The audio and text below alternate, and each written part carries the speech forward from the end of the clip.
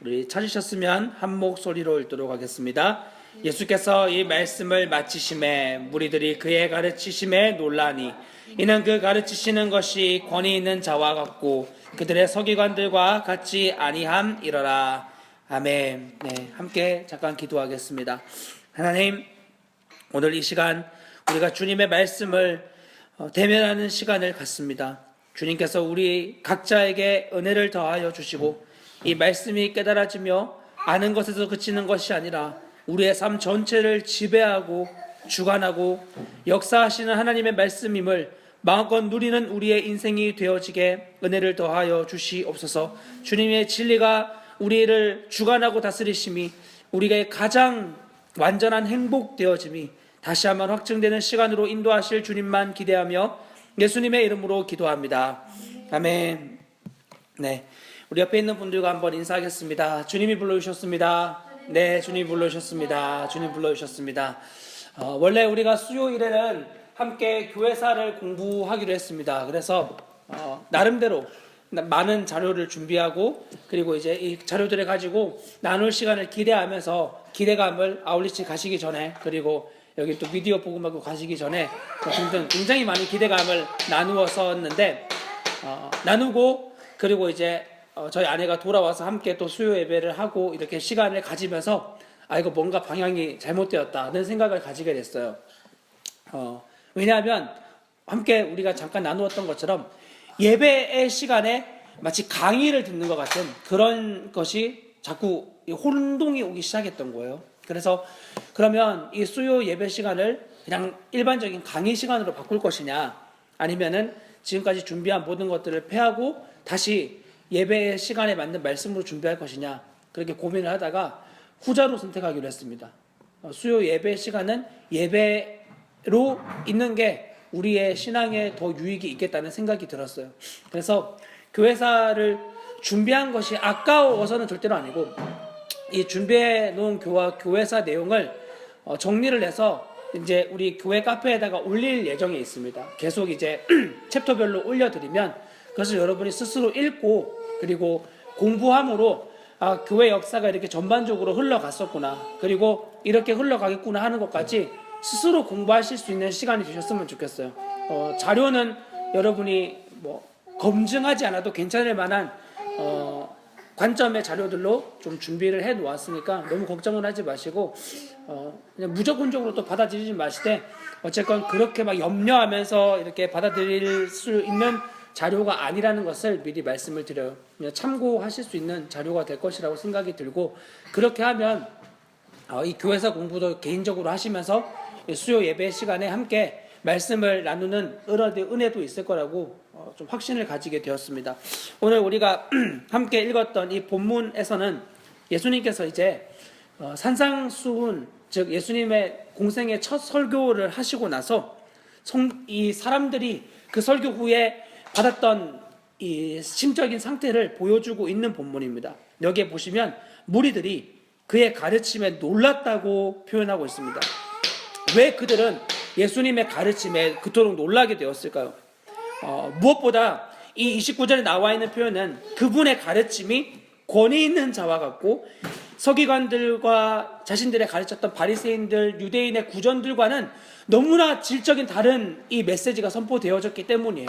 그게 그들이 놀랬던 첫 번째 이유인 것은 맞습니다. 그러나 예수님의 전반적인 그분의 공생의 사역을 돌아보면 이 사람들이 이 말씀을 듣고 놀랬던 것은 단지 그것만이 있는 것이 아니라 예수님이 모든 인류를 향하여 행복의 조건을 제시하실 때 그 조건에 비추어 자신의 삶을 평가하고 싶지 않았기 때문이에요.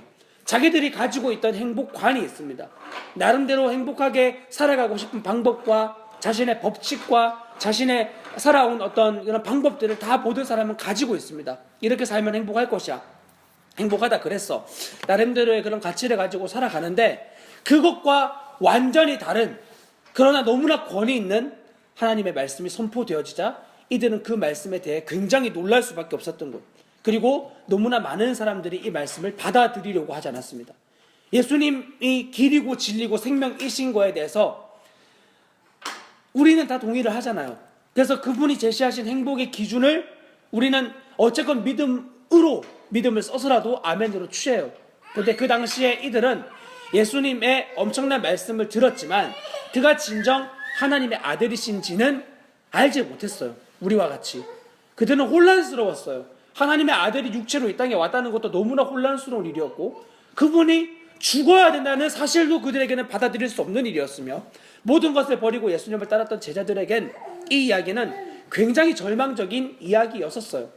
그런데 주님은 끊임없이 진리를 선포하셨고 그리고 그 진리로만 우리의 존재가 행복해질 수 있다고 계속하여 말씀하셨어요. 그 모든 내용들이 사실은 우리가 이제부터 살펴볼 산상수훈에 정확하게 드러나고 있습니다. 1차적으로 이 본문의 대상은 유대인들입니다. 우리는 1차적인 대상은 아니에요. 1차 이 본문을 받았던 대상은 유대인들. 특히 마태는 복음서를 쓸 때 다른 기자들과는 달리 누가는 특히 이방인들을 위하여 복음서를 썼다면 마태는 철저하게 유대인들을 위한 복음서를 기록을 하였습니다. 그래서 이 복음서를 통하여 그들이 잘못 가지고 있던 이 하나님 나라에 대한 가치, 잘못 가지고 있던 행복에 대한 관념에 대해서 철저하게 그것이 하나님이 원하시는 바와 대치되고 있다는 것을 말해주며 동시에 그러면 하나님이 원하시는 행복, 하나님이 우리에게 요구하시는 천국의 삶은 무엇인가를 가르쳐 주기를 원했던 거예요. 그래서 그들을 대상으로 이 복음서를 기술하기 시작합니다. 유대인들이 가지고 있던 먼저 그들의 메시아관은 철저하게 정치적인 메시아였습니다. 로마의 속국으로 되어져 있던 그 유대 땅을 정치적, 권리적으로 그리고 현세적으로 극복해 줄 그런 정치적인 메시아를 그들은 갈망하고 있었습니다. 그런데 그들이 생각하는 그 메시아가 그와 같이 현실적인 메시아관을 가지고 있다 보니 주님이 선포하시는 행복, 주님이 말씀하시는 하나님의 나라 이러한 개념이 그들에게 들려지지가 않는 거예요. 그들이 가지는 이 현실적인 개념과 주님이 말씀하시는 천국의 개념은 일단 어떻게 다릅니까? 그들이 원했던 천국은 이 땅에 자기가 살고 있는 곳에서 자기들이 누리며 현세적인 이익을 받는 나라라고 생각했습니다. 물론 어느 부분은 복음을 만난 우리가 생각하는 하나님의 나라의 개념과 어느 정도는 부분적으로 맞을 수 있어요. 예를 들어 여러분 이 땅에 여러분의 가정 가운데 천국이 임한다고 확신하십니까? 네, 그럼요. 우리의 삶의 모든 자리에 우리를 통하여 주님이 하나님의 나라를 확장시킬 것을 확신하시나요? 그럼 아멘이죠. 이런 부분에서의 동의를 말하는 것이 아니라 그들이 말하는 천국과는 그래서 이 땅에 하나님 나라가 임하는데 그 나라는 유대인들을 위치를 높여주고 위상을 높여주고 모든 이방인들을 우리의 무릎 아래 꿇게 하고 그래서 우리가 그들을 정복하고 다스리고 주관하는 이런 주권자의 철저한 정치적인 그런 메시아 역할을 꿈꾸고 그들은 바랬던 거예요. 그런데 하나님이 이 모든 사람들에게 원하셨던 하나님의 나라는 그런 거 아니다.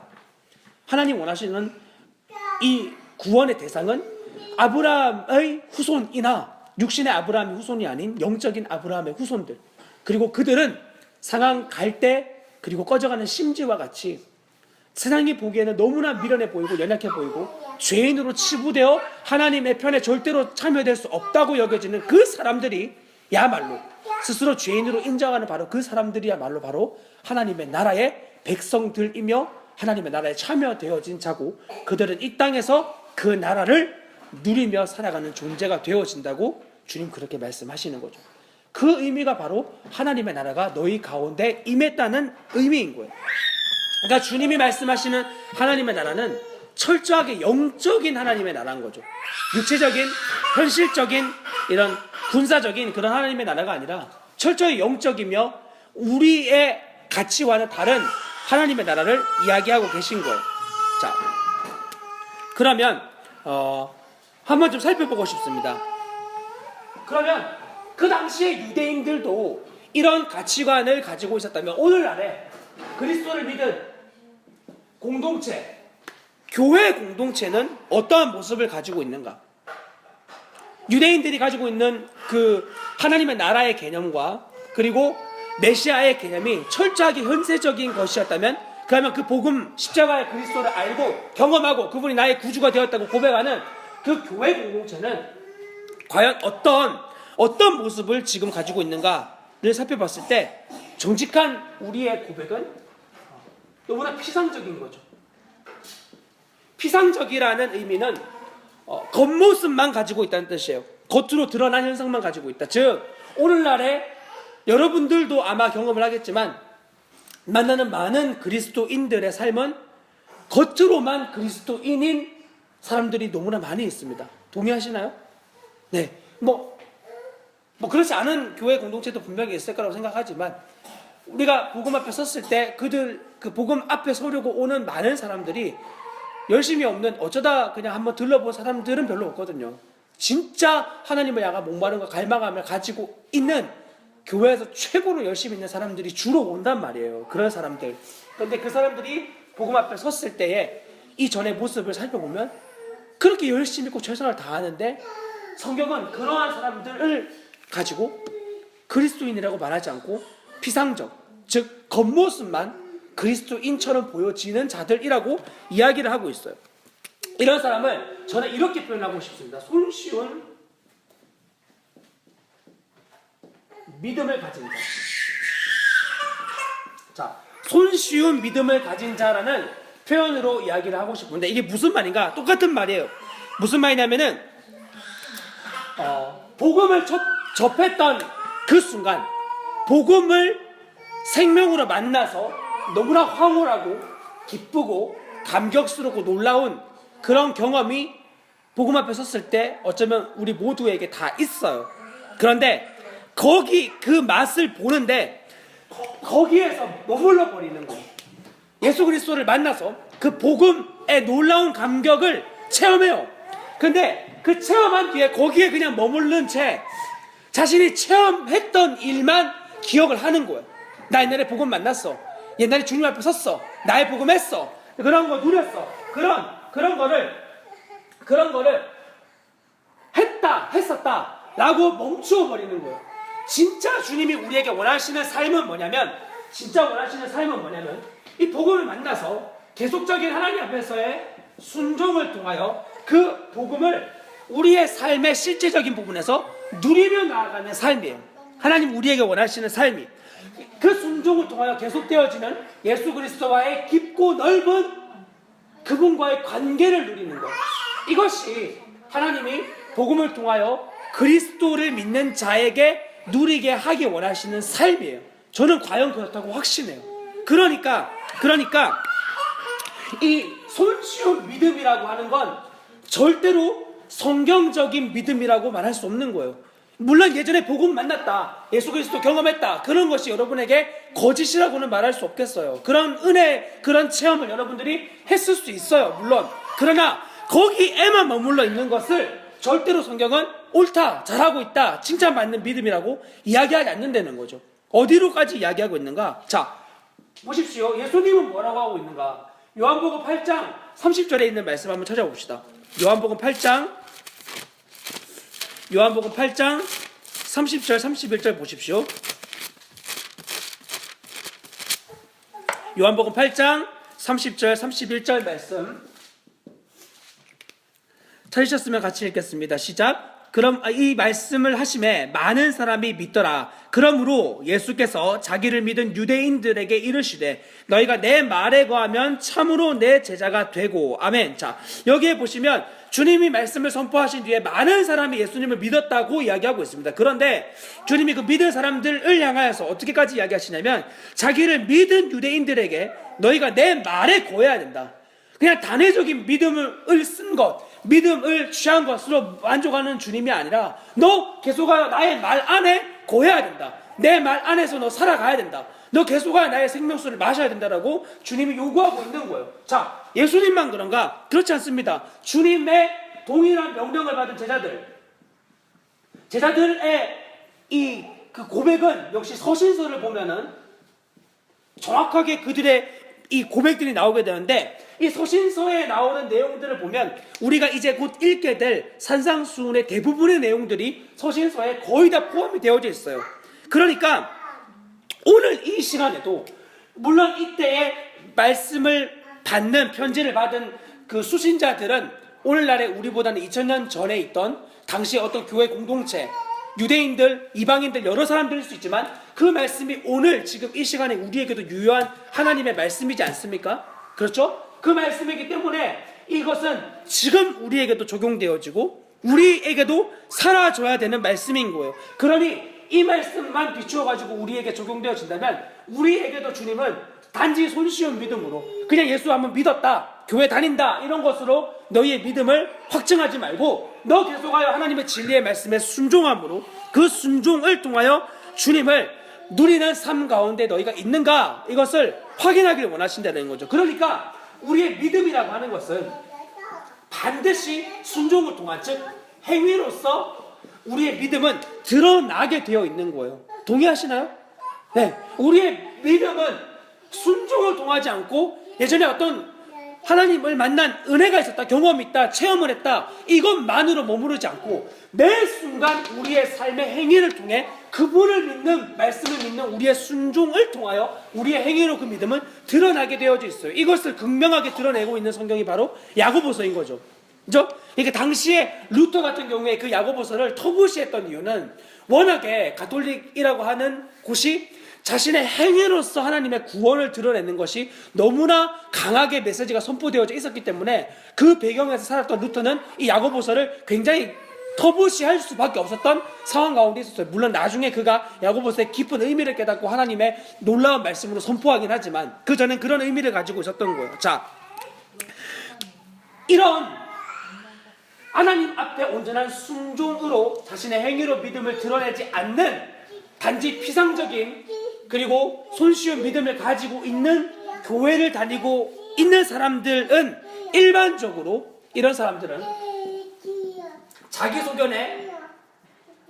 자기소견에 옳은 대로 말씀을 각색하게 됩니다. 자, 이것의 단편적인 예가 바로 묵상에서 극명하게 드러나죠. 말씀을 묵상하고 말씀 큐티하는 시간을 통해서 자기가 원하는 말씀만 고르기 시작하는 거예요. 자기가 쉽게 말하면 삘고 치는 말씀을 하나님 말씀이라고 여겨버리는 거예요. 전후 문맥 아예 따지지 않고 그냥 그것만 딱 취해버리는 거죠. 이게 내 마음에 감동이 왔다 이거예요. 물론 주님은 그렇게 말씀하실 때도 덜어 있어요. 그러나 이와 같은 계속되어지는 순종을 통해 나의 믿음을 점검하는 삶을 살아가지 않으면 언제나 내가 옳다고 생각하게 되고 그것은 반드시 잘못되어지는 묵상으로 나갈 가능성이 굉장히 많습니다. 특히 연애를 하는 이 남녀들 중에서 교회를 다니는 사람들이 그렇게 자기들끼리 예배도 하고 묵상도 하고 막 이렇게 하거든요. 그런 것들을 해보는데 놀라운 사실은 주님 앞에 굉장한 불순종을 하는 삶을 살아가면서 그 큐티 가운데 주님을 누린다는 거예요. 그럼 그게 가능할까요? 과연 가능하다고 여러분 생각하십니까?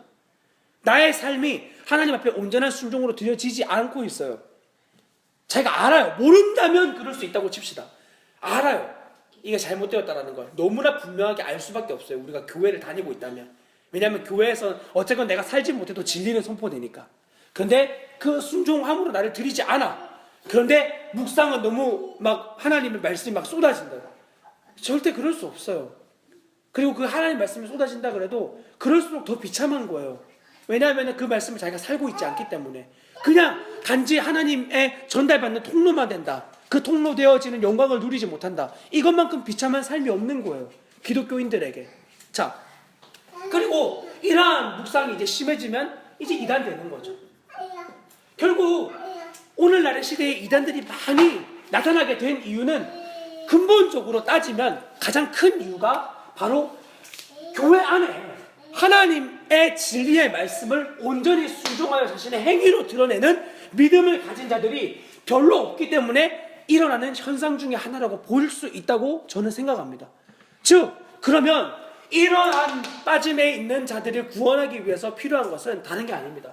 이 진리의 말씀에 온전히 나의 순종으로 그 행위로 그 삶이 드러내게 되면, 물론 복음의 빛이 비추어졌을 때 그 빛이 진리의 빛이 비추어져서 자신의 삶을 그 완전한 복음의 온전한 믿음으로 화합하게 되면 이 나머지 문제들은 사실 자연스럽게 해결되어질 문제인 거예요. 이건 증상인 거예요. 증상에 우리가 너무 초점을 맞출 필요가 없어요. 뭐 이단 연구하고 이런 거 중요해요. 그러나 그건 증상일 뿐이에요. 원론적인 가장 핵심적인 이 사실에 우리가 초점을 맞추어 나아가면 이와 같은 증상들은 자연스럽게 해결 방법이 나타날 수밖에 없는 거죠. 자, 그래서 우리에게 주님이 오늘 주신 약속의 말씀이 무엇입니까? 고린도후서 6장 16절 말씀이었어요. 같이 한번 찾아볼까요? 고린도후서 6장 16절 말씀. 고린도후서 6장 16절 말씀.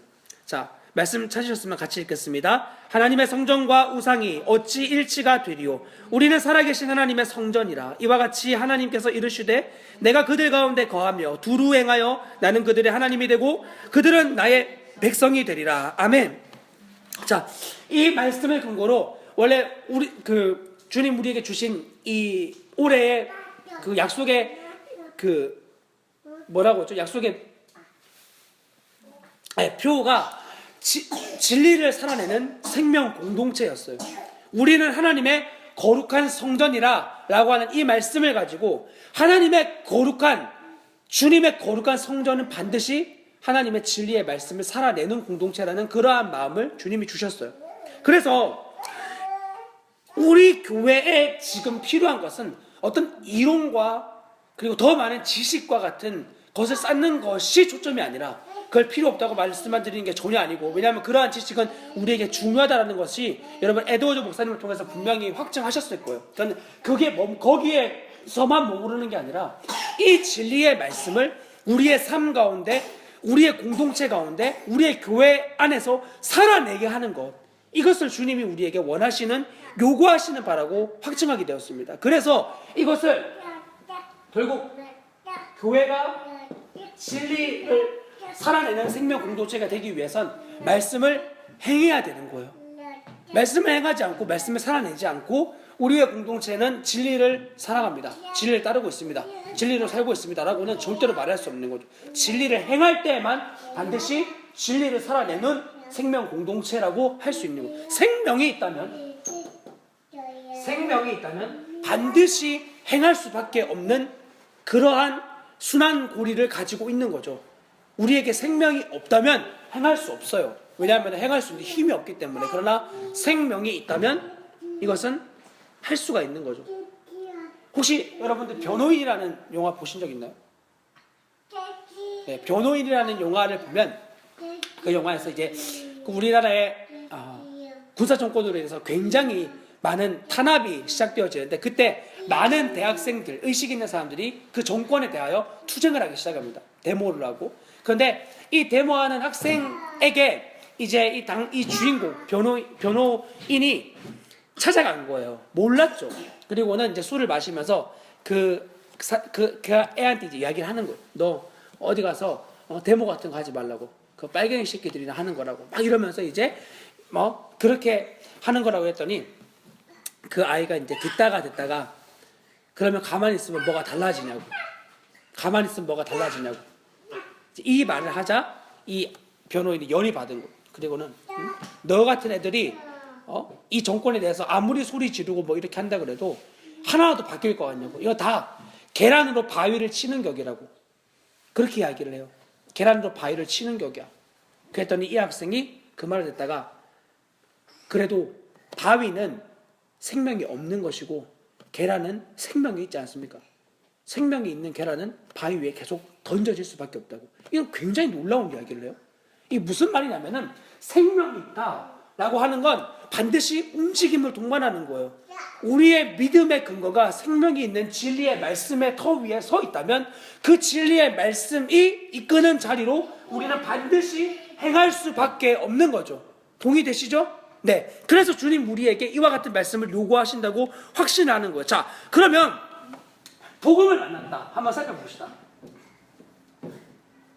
복음을 만났다. 굉장히 인생의 놀라운 축복 가운데 하나. 복음을 만났다. 이 복음을 만났는데도 불구하고 안타깝게 많은 사람들이 율법과 그리고 복음, 즉 은혜, 이 은혜에 대한 정확한 누림을 누려가지 못해요. 조화를 이루지 못하는 거죠. 이 복음을 만나서 너무나 기쁜 나머지 방종으로 빠지는 거예요. 예를 들면 구원파 같은데 자기 더 이상 죄가 없다 이거예요. 회개할 필요도 없고 자기는 예전에 실제로 만난 적도 있어요. 만나서 이야기를 들어보는데 자기는 더 이상 죄가 없다는 거죠. 이 모든 죄에 대해서 회개할 필요가 없다. 난 죄가 없으니까. 당당하게 이야기하는 걸 봤어요. 그래서 이 복음을 자신의 방종을 누리는 도구로 사용하는 거예요. 그거 아니면 두 번째는 율법을 가지고 복음을 못 누리고 단지 율법을 도덕률 복음을 만나고도 이 율법을 자유를 누리게 해주는 도구가 아닌 자기가 또다시 살아내야 되는 자기를 얽매이는 이런 일종의 도덕률로 생각하는 사람들이 있어요. 자, 이것이 바로 바울이 직면했던 사태인 거죠. 바울은 그 완전한 복음을 증거하고 이와 같은 질문을 하는 사람들을 만났습니다. 그것이 로마서 6장 1절에 있는 말씀이거든요. 한번 찾아볼까요? 로마서 6장 1절에 있는 말씀. 로마서 6장 1절부터 4절까지 말씀 한번 읽어보겠습니다. 자, 시작. 그런즉 우리가 무슨 말을 하리요? 은혜를 더하게 하려고 죄에 거하겠느냐? 그럴 수 없느니라. 죄에 대하여 죽은 우리가 어찌 그 가운데 더 살리요? 무릇 그리스도 예수와 합하여 세례를 받은 우리는 그의 죽으심과 합하여 세례를 받은 줄 알지 못하느냐? 그러므로 우리가 그의 죽으심과 합하여 세례를 받음으로 그와 함께 장사되었나니 이는 아버지의 영광으로 말미암아 그리스도를 죽은 자 가운데서 살리심과 같이 우리로 또한 새 생명 가운데서 행하게 하려 하심이라. 아멘. 자, 복음은 절대로 우리를 율법에만 머무르게 하지 않습니다. 그리고 주님이 허락해 주신 이 복음을 절대로 방종으로 바꾸지도 않습니다. 복음이 무엇이냐라고 한다면 복음이 무엇이냐 저에게 만약에 물어본다면 이 복음은 이 율법을 살아내게 하는 생명인 거예요. 하나님의 율법은 구약에서도 신약에서도 동일합니다. 다릅니까? 동일합니다. 이 동일한 하나님의 말씀을 살아내게 해주는 힘이 바로 복음인 거예요. 복음을 통해서만 우리는 하나님의 거룩한 계명, 즉 율법을 지켜나가는 삶을 살 수 있는 거죠. 그것이 바로 산상수훈인 거예요. 산상수훈이 제시하는 것은 또 다른 율법을 제시한 게 아니에요. 구약 가운데 그토록 주님이 계시하셨던 것을 예수님이 더 정확하게 풀어서 보여주신 거예요. 구약에서도 신약에서도 똑같은 율법이었어요. 그러나 이 율법을 오직 은혜 안에서만, 오직 복음 안에서만 살아낼 수 있는 것이고, 그러니까 이것을 당시에 예수님의 말씀을 들었던 사람들이, 그분과 함께 있던 사람들은 이 복음을 들었을 때 와, 놀라운 말씀이네, 야, 대단한 말씀이네 하고 그 자리에 머무르고 있었어요. 그래서 예수님이 마치 구약의 율법을 이제 다 폐하시고 이제는 새로운 어떤 메시지를 던져주는 분으로 생각했던 거죠. 그런데 주님 그렇게 말씀하시지 않았어요. 마태복음 5장에 보십시오. 마태복음 5장 20절에 보면 주님이 이 산상수훈의 계명을 선포하신 핵심을 정확하게 보여주고 있습니다. 마태복음 5장 20절 말씀 같이 읽읍시다. 시작. 내가 너희에게 이르노니 너희 의가 서기관과 바리새인보다 더 낫지 못하면 결코 천국에 들어가지 못하리라. 자, 너희 의가 서기관과 바리새인보다 더 낫지 못하면 너희 천국에 들어갈 수 없다고 이야기하고 있습니다. 자, 바로 이것이 산상수훈에서 주님이 우리에게 보여주고자 했던 메시지의 핵심이에요. 그러니까 이런 손쉬운 믿음을 가지고 있고 피상적인 신앙을 가지고 있는 사람들, 예수님을 따라서 더 이상 율법에 얽매이고 싶지 않고 그냥 무조건 방종하고 자유함만 누리고 싶은 사람들에게 주님은 이렇게 말씀하시는 거예요. 너 그러한 마음의 태도로 절대 하나님의 나라를 살아갈 수 없다. 너희의 의가 바리새인과 서기관보다 더 낫지 못하면 너희는 절대 하나님 나라를 이루어갈 수 없다고 주님이 무섭게 책망하시는 거죠. 자, 결국 이 의란 무엇입니까? 여기에서 말하고 있는 너희의 의가 하나님 바리새인과 서기관보다 낫지 못하면이라고 할 때의 이 의는 결국 하나님의 말씀을 따라 살아가며 거기에 따르는 합당한 열매가 맺어지는 삶이에요. 주님이 우리에게 요구하시는 너희의 의라고 하는 것은 반드시 우리의 삶과 연관이 되어져 있습니다. 자, 그러므로 우리에게 주님 물어보시는 것은 이것입니다. 너희에게 하나님이 합당하게 여기고 있는 삶의 열매들이 있는가? 주님이 우리에게 이 부분을 물어보시는 거예요. 어떤 자매의 이야기를 들었습니다. 미국에 있는 자매인데 교회를 다니고 있는데 그 자매의 친구도 똑같이 교회를 다니고 있었어요. 스스로 그리스도인으로 여기고 있었어요. 그런데 그 자매는 남편이 있으나 남편과 함께 살고 있지 않았어요. 남편이 있지만 남편과 함께 살고 있지 않은 여자가 자기 스스로를 그리스도인이라고 칭했어요. 자기는 그것을 그리스도인이라고 인정할지 모르겠지만 주님은 이것에 대해서 결코 너가 그리스도인이라고 인정하실 수 없다는 거죠. 이것은 열심의 문제가 절대로 아닙니다. 여러분, 그리스도인의 삶에 대해서 이야기할 때 많은 사람들이 너 교회를 다니니까 너 교회 믿음 좋다라고 하는 것이 우리의 열심과 이렇게 매칭될 때가 굉장히 많이 있어요. 교회 믿음 좋은 자매, 어떤 자매죠? 목사가 부르면 다 오는 자매예요. 목사가 뭐 하자 그러면 그냥 모든 만사 제껴놓고 오는 사람. 믿음 좋다고 교회에서 표현해요. 그러나 주님은 그런 사람을 향하여 너 믿음이 좋다라고 이야기하시지 않는 거죠. 자, 먼저 생각해 보세요. 주님 앞에 섰을 때 가장 열심히 있었던 사람들은 바로 바리새인들 그리고 서기관들이에요. 서기관과 바리새인들이 가장 열심으로 치면은 100점 교인들이에요. 근데 하나님은 예수 그리스도를 통하여 그들을 향해 징계하고 책망하셨어요. 왜냐하면 그들이 가지고 있는 열심이 하나님이 기뻐하지 않는 열심이었기 때문이에요. 그들이 가지고 있었던 열심은 자기 의에 충만했던 열심이고 자기가 원하는 열심이었고 자기가 원하는 구원의 길을 위한 열심이었지 하나님이 요구하시고 하나님이 원하시는 바에 대한 의로움을 추구하지 않았어요. 그래서 예수님은 그들에 대하여 칭찬하시지 않았습니다. 단지 칭찬이 아니라 비교의 대상으로 너희의 의는 이 바리새인과 서기관들의 열심보다 더욱더 뛰어나야 된다고 말씀하시는 거죠. 그런데 그럼 어떻게 하란 말인가?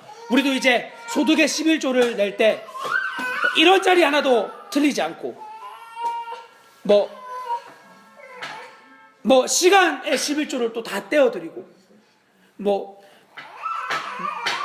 슈퍼에서 마요네즈 한 통을 사면은 그 마요네즈 한 통에 10분의 1을 또 잘라가지고 교회에다 갖다 놓고 왜냐하면 바리새인들 서기관들은 그들이 가지고 있던 것들을 그런 식으로 11조를 냈거든요. 우리는 그보다 더 해야 되는 건가요? 집에 벽지를 사면은 그 벽지에 10분의 1을 떼가지고 교회 갖다 놓고 그렇게 해야 될까요? 아니에요. 그런 열심을 주님이 요구하신 게 아니에요. 할렐루야. 자, 그래서 우리의 열심으로는 절대로 하나님을 만족시킬 수 없다고 선언하는 게 바로 산상수훈의 결론이라고 보시면 되는 거예요. 그 권위에 사람들이 놀란 거예요. 어떻게 그 말씀을 어떻게 그러면 살아내야 되는 거야? 이 충격 가운데 그들이 머물렀던 거죠. 자, 그럼 주님의 백성은 과연 어떤 존재인가? 우린 열심을 다하고 최선을 다하면 이것이 하나님의 백성의 삶이라고 늘 생각했었어요. 그래서 성경은 그렇게 말하고 있지 않아요. 물론 주님을 사랑하는 것이 우리의 열심으로 드러날 수 있어요. 시간을 할애하고 물질을 할애하고 우리의 생을 드리고 그럴 수 있어요. 그러나 그것만을 주님의 사람이라고 이야기하지 않는 데에 성경에 초점이 있다는 거죠. 어디에 그것이 나와 있죠? 자, 히브리서 12장 보십시오. 히브리서 12장 14절 말씀 보겠습니다. 히브리서 12장 14절 말씀. 히브리서 12장 14절 같이 읽어봅시다. 모든 사람과 더불어 화평함과 거룩함을 따르라. 이것이 없이는 아무도 주를 보지 못하리라. 아멘. 화평함과 거룩함. 자, 이것을 기억하면서 디모데후서 2장 19절로 가보십시오. 디모데후서 2장 19절입니다. 디모데후서 2장 19절 말씀 같이 읽겠습니다. 시작. 그러나 하나님의 견고한 터는 섰으니 인침이 있어 이러시되 주께서 자기 백성을 아신다 하며 또 주의 이름을 부르는 자마다 불의에서 떠날지어다 하였느니라. 아멘. 자, 그리고 디도서 1장 16절에 보면 우리 너무나 잘 알고 있는 말씀인데 1장 16절 이렇게 되어 있습니다. 그들이 하나님을 시인하나 행위로는 부인하니 가증한 자요 복종하지 아니하는 자요 모든 선한 일을 버리는 자니라. 결국 하나님의 백성으로 요구하시는 본분은 우리의 어떤 열심, 노력, 최선 이런 것이 아니라 거룩함, 순종함, 그리고 불법과 완전하게 떠나 있는 이러한 삶을 살아가는 자들이 하나님의 택함받은 그리스도인이라고 하는 것을 보여주고 있다는 사실에 우리가 반드시 초점을 맞춰야만 합니다. 그러니까 우리가 초점을 맞춰야 되는 게 난 구원받았다 라고 하는 증거를 나 이제 교회에 나온다, 나 수요 예배도 나온다, 나 예배 시간에 집중 잘한다, 설교를 다 쓴다, 뭐 목사님이 말하면 무조건 다 순종한다, 이런 것으로 절대 여러분이 그리스도인이라고 칭할 수 없다는 거예요. 오직 한 가지, 여러분 주님 앞에서 거룩한가, 모든 상황 가운데 모든 것에 여러분의 하나님 경외함으로 대하고 있는가, 주님 이 마음의 태도를 우리에게 물어보고 계신 거죠. 자, 그러면 한번 물어보겠습니다. 그런 하나님의 의로움이 칭해진 자들, 주님의 의로움이 칭해진 이러한 사람들은 죄를 짓지 않는 것인가?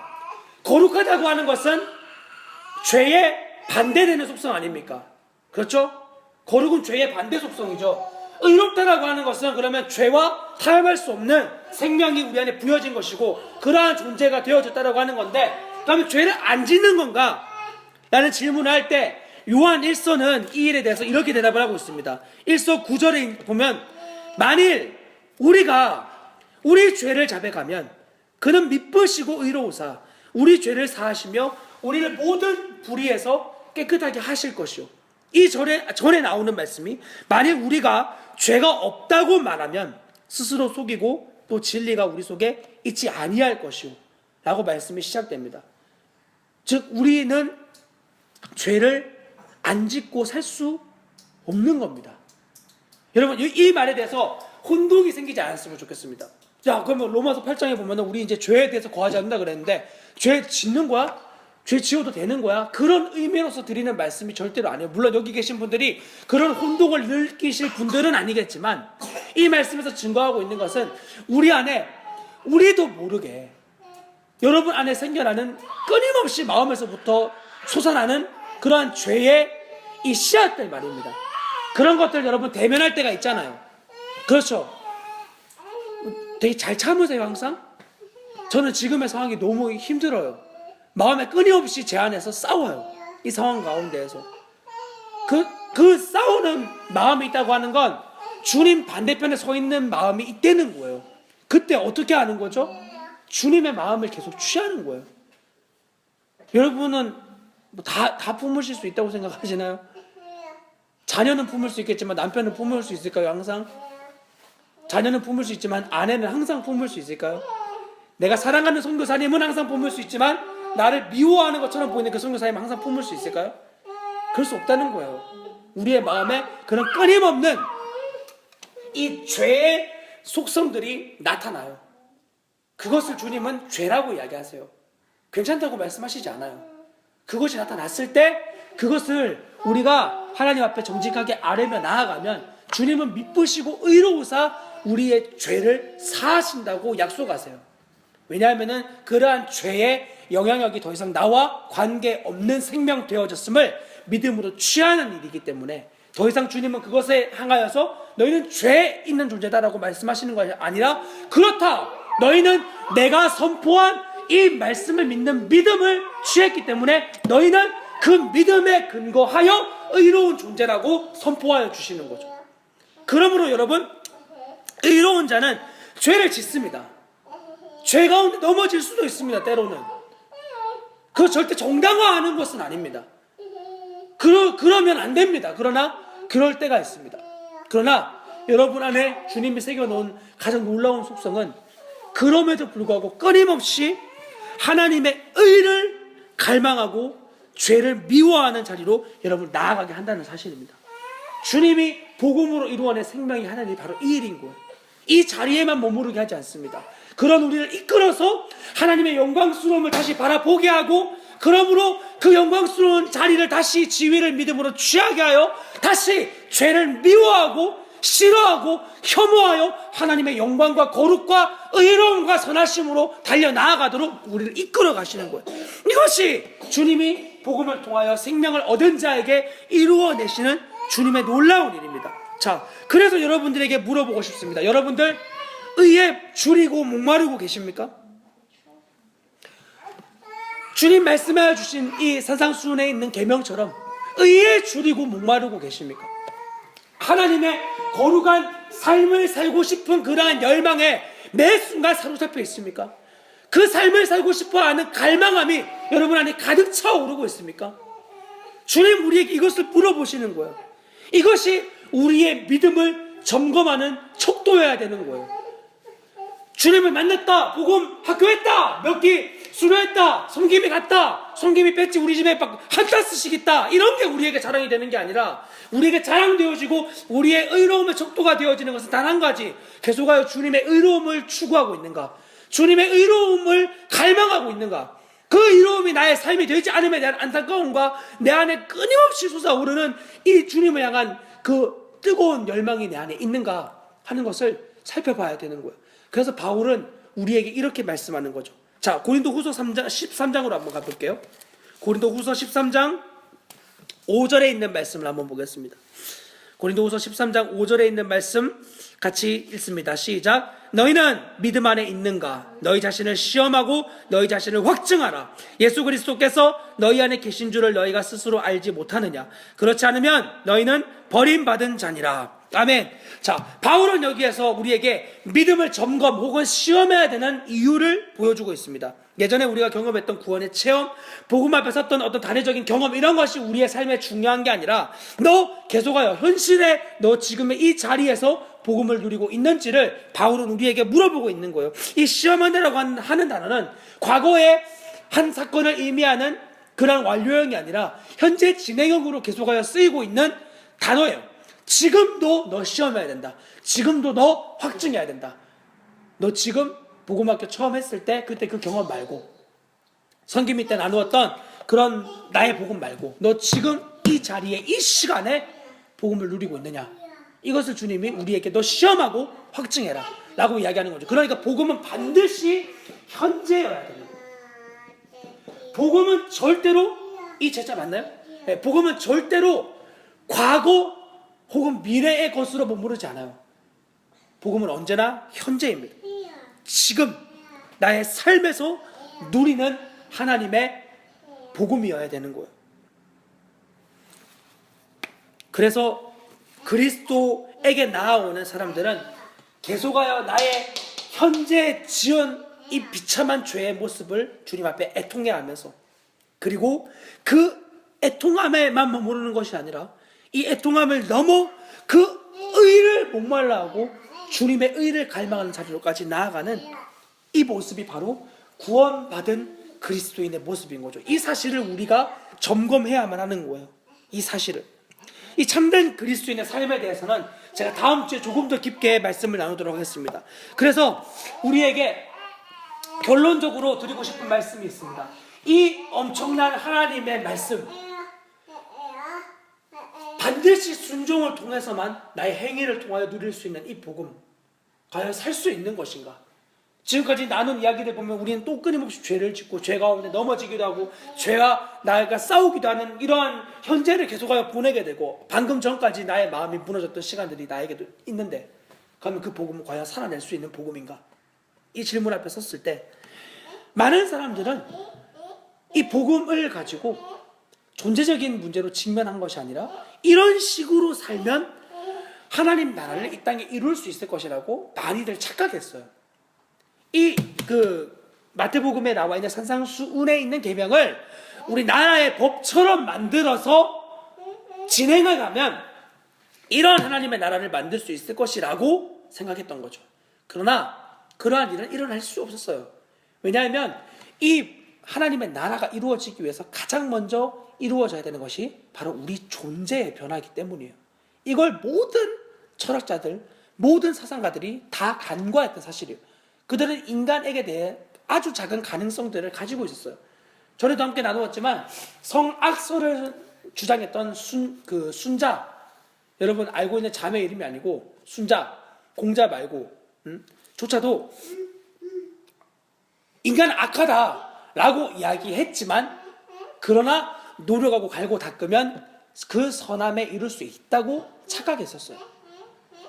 여러분 그런 유토피아가 이루어질 것이라고 생각했던 유럽 땅에 일어났던 안타까운 사실은 1, 2차 세계대전이었습니다.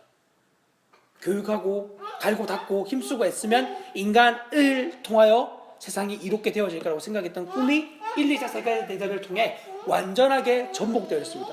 그래서 그 다음 나타난 게 비관적인 사상들이 이제 일어나기 시작했던 것이고, 더 이상 우리에게 어떤 기대도 하지 마라, 우리에게 어떤 절대적인 기준도 들이대지 마라, 우리 아무것도 듣고 싶지 않다. 그래서 생겨난 것이 이제 포스트 모더니즘이죠. 탈근대화, 더 이상 어떤 절대적인 기준과 명제가 없는 세대와 시대를 우리가 지금 살아가고 있는 거예요.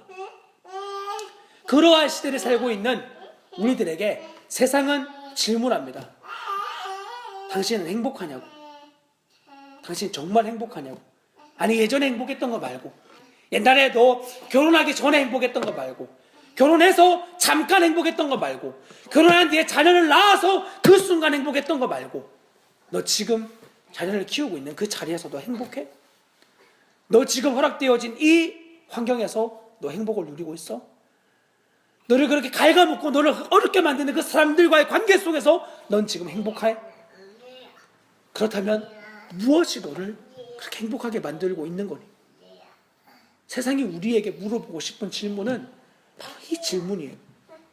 이 질문에 대한 소망의 이유를 우리가 담대하게 증거할 수 있어야 되는 거예요. 그것이 주님이 우리에게 복음을 주신 이유고, 그 복음을 살아낼 수 있는 방편에 대하여 그 삶이 어떤 삶인지를 아주 극명하게 드러낸 것이 바로 산상수훈이에요.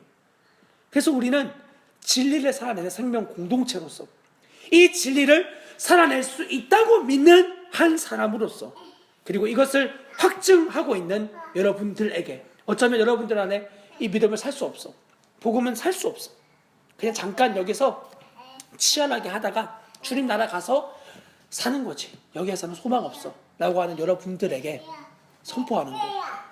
이 복음의 삶이 얼마나 하나님이 우리를 행복하게 만들며 가장 완전하게 만들며 그 안에 거할 때 우리의 삶이 얼마나 진정한 자유, 그토록 나의 영혼이 갈망하던 진정한 자유함을 누릴 수 있는지를 우리는 산상수훈을 통해서 보게 될 것입니다.